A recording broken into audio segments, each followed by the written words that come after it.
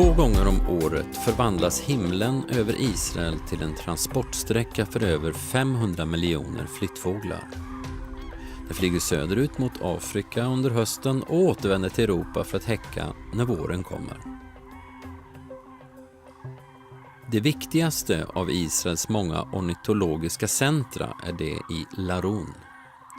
Forskningscentret, som tillhör Tel Avivs universitet, spårar fåglar med radar och lägger upp flyttrörelserna på sin webbsida. Aravadalen är belägen längs gränsen mellan Jordanien och Israel, mellan Döda havet i norr och Akabaviken i söder. I Aravaöknen norr om Eilat finns utkiksposter utrustade med teleskop där man även organiserar guidade turer.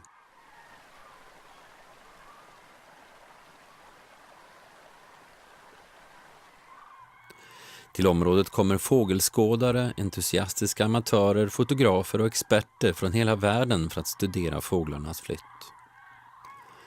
Under en veckolång festival i Eilat i mars organiseras utflykter både dagtid och nattetid till de bästa fågelskådningsplatserna i södra Israel. På programmet står mängder av aktiviteter, presentationer och föredrag. Festivalen leds av landets bästa guider som har ingående kunskaper om terrängen, om var fåglarna finns.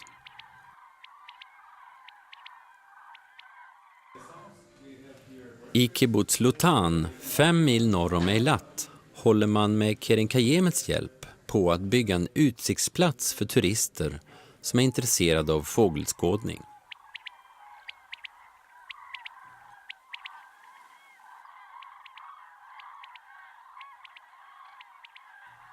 Vi pratar med Mike Nitzan som bor på kibbutzen och som dessutom är vice ordförande för Keren Kayemets världsorganisation. And I'm one of the first members of the kibbutz. The kibbutz has been here 33 years. I've been here 34. So when I first came, there was nothing here. And the view that you see around was all brown. And slowly but surely we added green to it, agriculture and cows.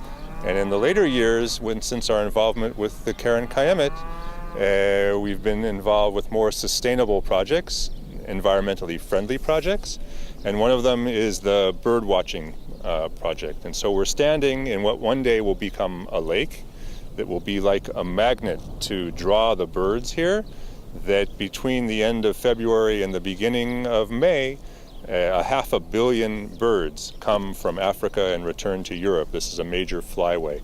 And so we anticipate that this lake and the bird watching sites will draw tourists and bird watchers and families and students to come and see the natural cycle of the bird migration. Can you give any examples of what birds you are going to see here? We have 3 major bird types. We have the raptors, we have shorebirds, the birds that like to hang around by the beach, and we have songbirds. And so each different area of this lake will be designed to draw that kind of bird.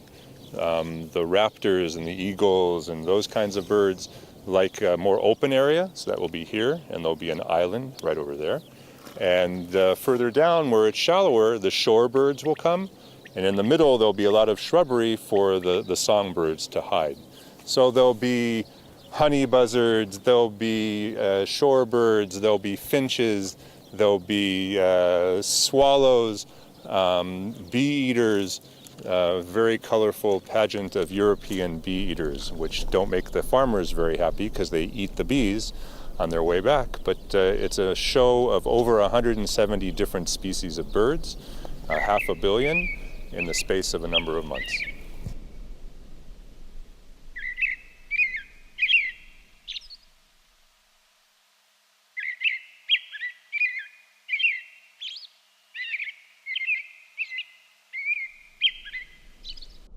You are vice chairman of Keren Kayemet worldwide. Correct. Can you explain for us what has bird watching with Keren Kayemet? Well, once upon a time, Keren Kayemet was all about land purchasing and land reclamation. More and more, the current chairperson, Dani Attar, is talked about developing peripheral areas, and we're very peripheral, number one. Number two, informal education, and nature and hiking is all about that. And third, with the bird watching, and many times the environmental movement often said that it was born on the wings of the birds, that bird watching was at the heart of environmentalism. And so bird watching, open space, and natural, ecologically oriented projects is what the new agenda of Karen Kayemet is about. And so bird watching and Karen Kayemet go very much together, because the Karen Kayemet is also about cooperation and partnership. And there are other nature organizations in Israel that we work with to advance and make sure that the flyway is a healthy kind of place. If the birds are happy, the environment is happy, and then Karen Kayemet is happy. Ben-Gurion had a vision, and he said, Negev is the future for our people. How has that influenced you? Well, we were very influenced by Ben-Gurion, because Ben-Gurion said, go make the desert blossom. And we did, with our desert agriculture and desert milk. At a certain point, though, when environmentalism and ecological concerns began arising, we turned Ben-Gurion into a more sustainable approach. Because if you ask the desert what the desert wants to be when it grows up, the desert is very happy being a desert. And so instead of turning the desert into a forest, we're looking, and I think the Karen Kayemet is doing that as well, is looking to have a more sustainable Ben-Gurion's vision, to blend into the desert and to secure and preserve what is wonderful in the desert, a very delicate kind of place. And I think that the ecotourism that was initiated in Kibbutz Lotan and is significant of the kinds of partnerships the Karen Kayemet is working is an example of how sustainability, bird watching, and Ben-Gurion, because ultimately the Karen Kayemet was the tool that Ben-Gurion used to help develop the desert, and I think taking it and involving that vision to something new is what we do here. I början av 2017 deklarerade Karen Kayemets nye världsordförande Danny Attar att målet för Karen Kayemet är att skapa förutsättningar för 1 miljon nya invånare i Negev genom att göra öknen beboelig och bidra till infrastruktur och arbetstillfällen. Det är en vision som är levande även för Kibbutz Lotan.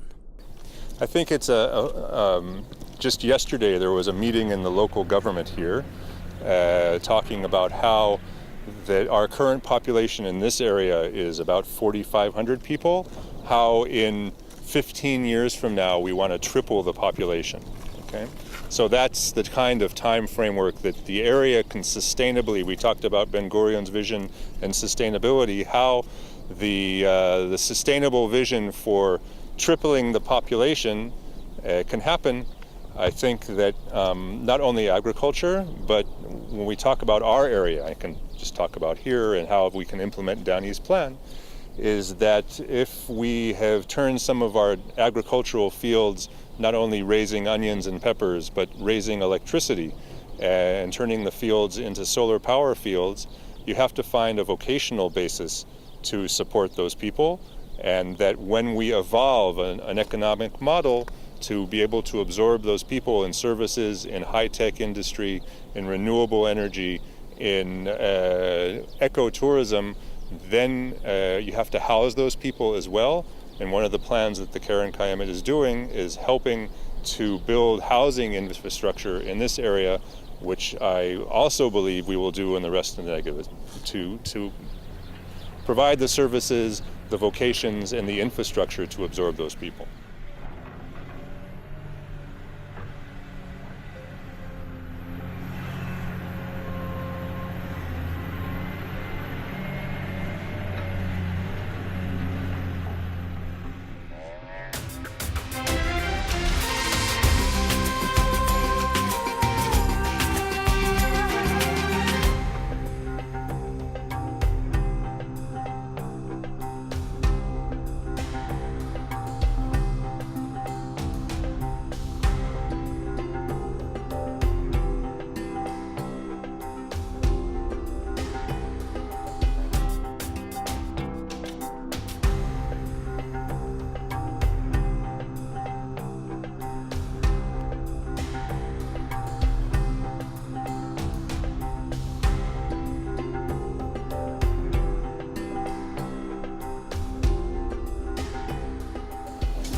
Ja, öken, Ruben.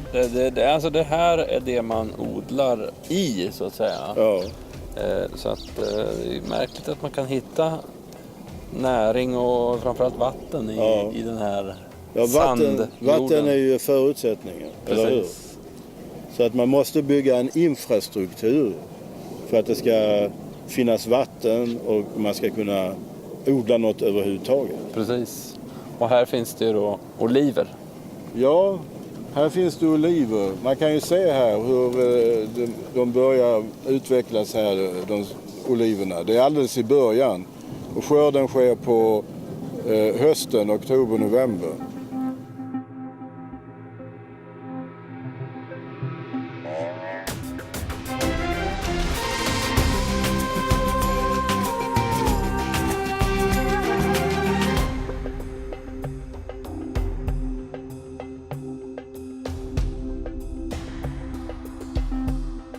Den utveckling och det framsteg som Israel har gjort när det gäller träplantering och att odla upp öknen får idag många länder glädje av.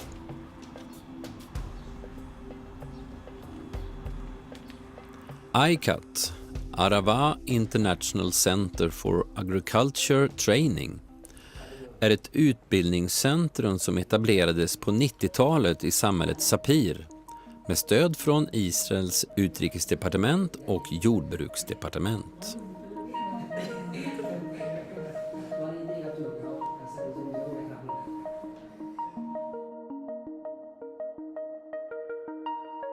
Jordbrukscentret tränar över 1000 studenter årligen från en rad olika länder.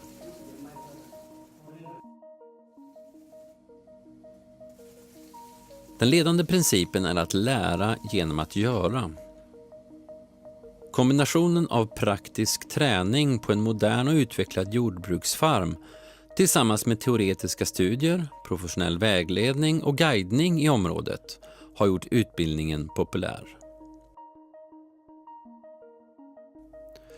Noat Ser introducerar oss till skolan i Sapir, ett samhälle som ligger centralt i Arava-regionen djupt in i Negev. Här möter vi elever både från Vietnam och Etiopien. We've talked about the fact before that the Arava is a leading region in Israel, not just in Israel, but is worldwide known for its agricultural achievements, and how in our farmable land we've been able to make the desert bloom. We are not keeping that knowledge only for ourselves.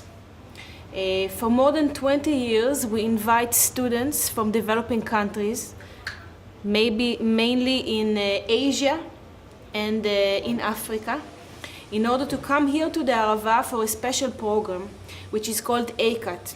ACAT stands for Arava International Center for Agriculture Training, and it's actually a very special school. The school focuses on a combination between a theoretical studies and practical training in the fields. We know as farmers that the theoretical knowledge is very valuable, but in agriculture, which is a very practical trade, it's the experience and it's the hands-on experience that sometimes teach students better than sitting in the classroom. So right now, for the past 5 years, we host every year more than 1,000 students from 15 different countries in Southeast Asia and in Africa. 1,000 students in a community of less than 4,000 people. It's 25% of the population that we invite every year to come and learn about agriculture, advanced arid agriculture. What we do is very unique. For 1 day a week, the students come here to this facility, to ACAT, and they learn about agriculture. We give them theoretical lessons in agriculture, like pest management, water management, fertilizers, and everything you need to know about agriculture. But we also provide them valuable knowledge in business management, marketing skills, computer and research, because we know that to be a farmer today, it's not enough to have the green fingers. It's very important to have the business understanding as well. Otherwise, you will always be in the same small boundaries of a family farm and will not be able to develop. All of the students are coming from countries which are based on agriculture, focus on agriculture, but in a very traditional way. Our students are coming from countries where fields are being irrigated with buffaloes, and the main crops are the ones that have been grown there for many years without the understanding that things might change, and you need to apply out-of-the-box thinking and make sure that what you are doing is the right thing for you for now. So for 1 day a week, the students will come here and they'll get the theoretical knowledge that they need. Their teachers are the experts of the Arava, either researchers from the R&D or farmers with many years of experience. But for the rest of the week, they will actually practice the knowledge in the fields where the Arava farmers will serve as their mentors. We know from personal experience that is the practical training that sometimes teach them more than the theoretical part. It's really nice to learn about water management in the classroom, but when you encounter a real problem in the field and you see how the farmers solve it, then you understand what you need to do. As part of their time that they will spend here in the Arava, which is the length of the agricultural season, they live in the farms with the farmers, so they see the way of life here in the Arava. And we also take them on trips. For example, our group from Kenya is right now up in the north of Israel, in the Galilee, exploring the country. So they get a sense of what is the state of Israel, both here in the Arava and the desert and throughout Israel. I can tell you that all the farmers here appreciate the students that are actually training at their farm, because it forces the farmers to look at things that might avoid them during the time, because the students are asking questions. We see the transformation in the students, which is very important. We see them come as very humble, very modest students. For most of them, they are in their 20s. It is the first time that they will leave their country and go abroad. By the way, 30% of our students are women. And if you think of a woman from Thailand, for example, in her 20s, to leave her family and to travel to Israel, it takes quite a woman to do that. So we choose the students very carefully to have a spark and to be able to make the change. We see a transformation in the students. We see them grow from very humble young people into leaders. And what we teach them here, which is the most important part, is that if you think outside of the box, you can do everything. Believe in yourself. Faisal från Etiopien besökte skolan första gången år 2015, då han gick en utbildning på 10 månader. 2 år i rad har han sedan återvänt till skolan, då som gruppledare för en hel grupp med studenter från hans hemland som följt hans exempel. I'm Faisal and I came from Ethiopia. When did you go here to school? For the first time, it was in 2015. And how long? It was the first time when I came. The program is for 10 months. Okay, and then you have been a group leader since then? Yeah, I go back home, and after I come back as a group leader. Last year at the first time, and this year also again I come back for second time group leader. How do you like it here? It's very interesting to be here and to see really real agriculture. So for me to be here is like blessing. So I'm lucky. How can you apply this, what you learn here, home? Of course, without question. We need to apply. That's why I'm here, and that's why, of course, I become also group leader to help my own people in Ethiopia, especially the local farmers. If you know, in Ethiopia, still we are farming in traditional way. So I don't need to take the traditional way immediately to modern technology, but I need to transfer from here what I got step by step and to be like sophisticated agriculture in Ethiopia. I understand that you are not Jewish faith. Yeah, of course, it's not only me. All Ethiopian students that came here is not Jewish faith. So we are like Christian, Muslim. If you come to me, it's Muslim. And the best thing to tell you to be a Muslim and to be in Israel is somehow difficult things. And you can't expect also as a Muslim to come here because we know nowadays from media all the time it's like Jewish people killing the Israeli people killing the Palestine, the Muslims, and they are killing all the time Muslims. So it's really scary to be here. But I decided to come here by the help of one of my teachers.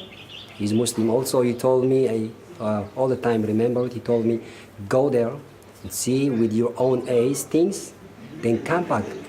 It's not about religion. You will go there to take something. In Israel, as we know, in agriculture, in days of agriculture, it's like amazing. They lead. So I came and I see things going amazingly. So the first day, I remember the first day when I came, it was this class, and I go around the grass here outside to pray and to see who's gonna attack me. Not for the sake of praying, but to see maybe the Israeli people or Jewish people didn't like because of what I expect. So I went to the grass and I started to pray with some of my friends, and no one come to attack me. And I say it's like fake, it's tricky. I need to make it one more again. And next class also I did it. Then everything is like, and the farmers also, they appreciate us. If you are Muslim, if you are Christian, they don't care about it. They care only to give for us some tools to go back home and to help our people. So to tell you the truth, frankly, to be here, especially as a Muslim, and to see the reality, and to go back home, to tell to the people that Israeli people are not as we think. So it's different. What the media did is all the time it's like the white to black, the black to white. So I understand now by myself. And I go back home last year, I start to tell to my family about the Israeli people. And they start to like it. Before I came, they hate at all. Now they start to feel like me because I'm here 3 years. So it's to be here really, it's great. And I'm lucky.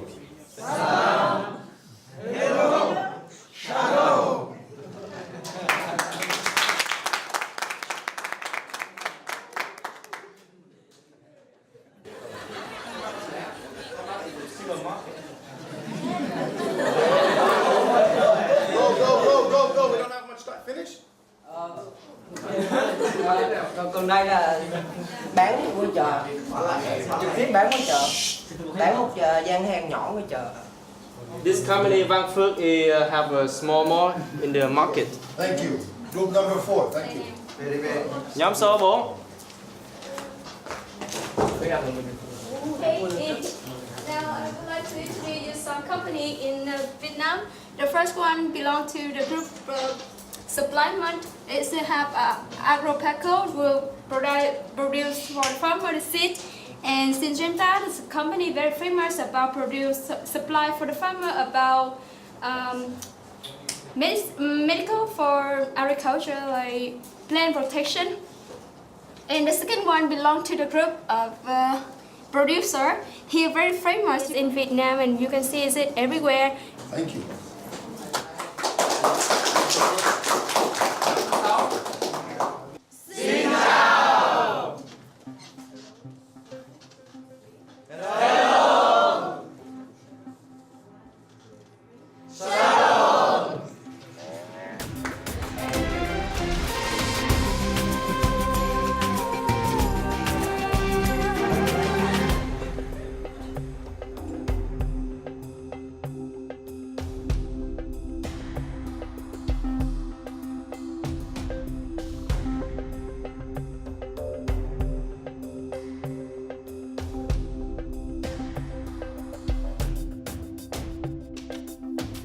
The date palm has to be low down in the valley because the date palm needs the coolness of the ground and is tall, so the top of it reaches the sky and needs the heat of the sky. It needs both.